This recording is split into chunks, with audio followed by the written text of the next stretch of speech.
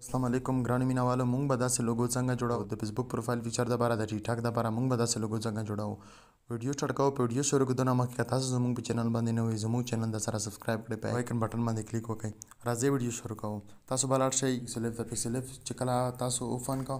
نو تاسو به دلته پاس تاسو ته ښکارېږي ډیلیټ صحیح ده په دې باندې به تاسو کلیک وکړئ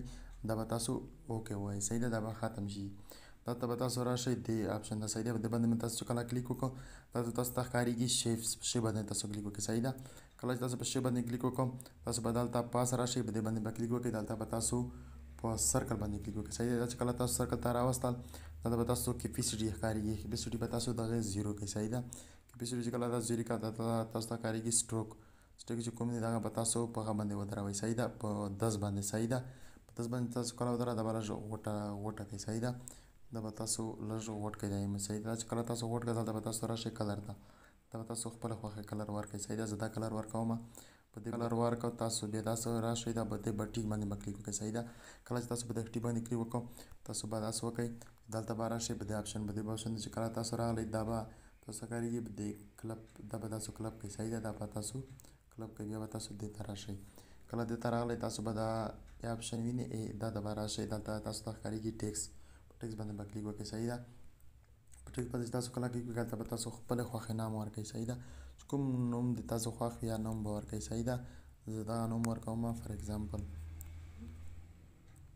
دا نوم چې تاسو کله ورکړو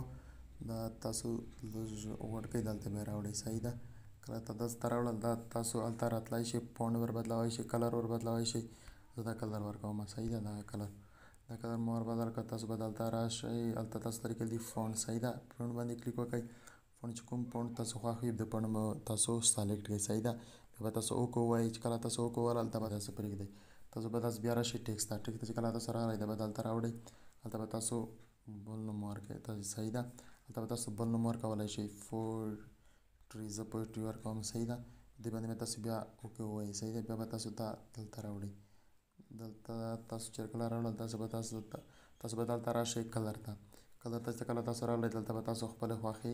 هغه ورکړئ کلر صحیح ده زه دغه کلر ورکوم صحیح ده او دا کلر مې چې ما ورکوم تاسو به په ټیک باندې کلیک وکړئ دلته به راشئ فونټ ته صحیح ده تاسو بیا به فونټ ور چینج کړئ صحیح ده کوم فونټ تاسو خپل خوښ وي تاسو ته به دلته ډېر فونټس میلاو شي فری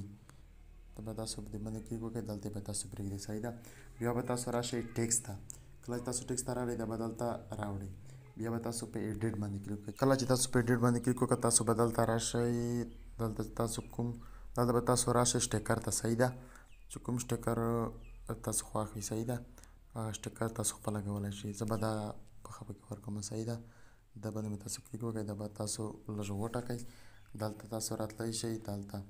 سایز تاسو ته ښکارېږي سایز چې څومره تاسو خپل مقدار باندې غټوئ هغه غټ کړئ بیا به تاسو راشئ هلته کې صحیح ده دلته تاسو لیکل دي روټیټ صحیح ده په روټیټ باندې به کلیک وکړئ دا به تاسو لیدلی شئ دا به تاسو واوړي صحیح ده روټیټ به شي دا به تاسو دلته پرېږدئ صحیح ده دا چې کله تاسو دلته پرېښودل لږ به دا به تاسو د ځای باندې پرېږدئ صحیح ده بیا به تاسو راشئ ټیکس ته صحیح ده ټیکس ته چې کله تاسو راغلی هلته به تاسو داسې وکړئ چې دلته به تاسو راشئ آپشن په دې سټار باندې به کلیک وکړئ صحیح ده په دې سټار باندې 3 سټار به سلیکټ کړئ صحیح ده 3 سټار سلیکټ نه به دا